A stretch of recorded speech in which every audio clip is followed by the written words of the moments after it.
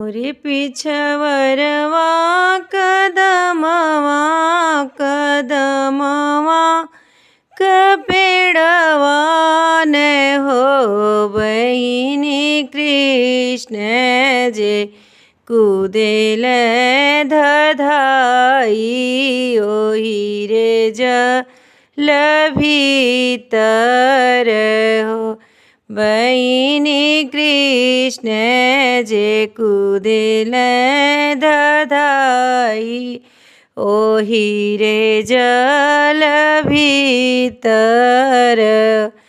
नाग सुतेली नागिन जागेली बेनिया डोलावेली हो नागिन बिछवा उलटी जा बचिता मैं कन्हैया जी के ठाड़ देख हो नागिन पिछवा उलटी जा बचिता मैं कन्हैया जी के ठाड़ देख हो।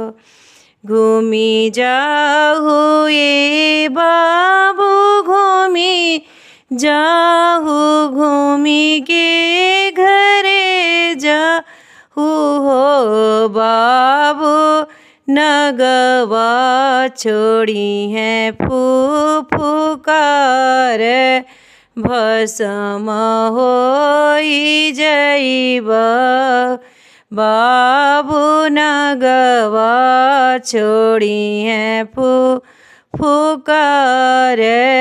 भस्म होई जइबन हो। इतनी बचन कृष्ण सुनल सुनहि नाही पावे ले हो कृष्ण झपटी के कुसवा उखरल तेनागवा के नाथेल कृष्ण झपटी के कुसवा उखरल तेनागवा के नाथेल हो। दोनों हाथ जोड़े ले नगिनिया सुनहो मोरे बाबू न हो बाबू छोड़ी देहु मोर यही बात जियत नाग छोड़ी देहु हो बाबू राखहु मोर यही बात जियत नाग छोड़ी देहु।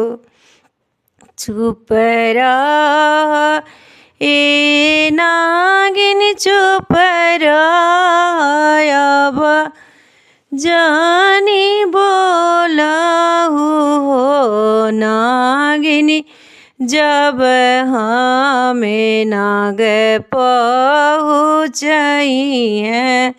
तब हो हम छोड़ब नागिनी जब हमें नाग पहुँचइए तब हो हम छोड़ब हो।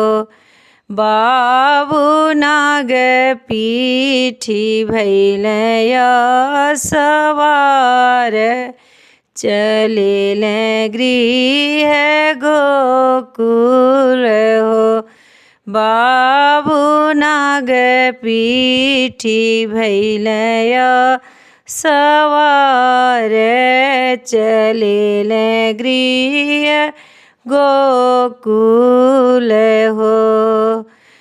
मोरे पीछवरवा